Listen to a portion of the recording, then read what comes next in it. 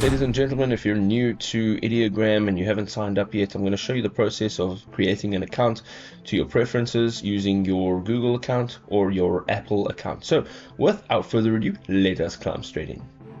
So to sign up for an Ideogram account, all you need to do is go ahead and dial it into your web browser. You'll find it'll probably be the very first search result. Go ahead and click on that search result. You'll be taken to the home page. Now, you have two options. You can continue with your Google account or you can continue with your Apple account. I'm going to go ahead and continue with my Google account, and once you are in here, you'll now have the opportunity to choose a Google account. I'm going to choose this one right over here, and then I'm going to say continue.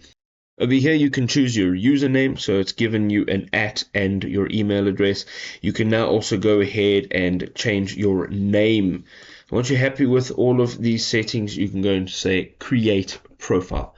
You are prompted here to either choose a plan or go ahead with the free plan. For now, within the free plan, you get to enjoy 10 daily credits, which can allow you to generate up to 40 images per day, which is fantastic. You can now also just go ahead and say, see our plans. You can have a look at what they have to offer, what it costs, and what is going to suit your needs best.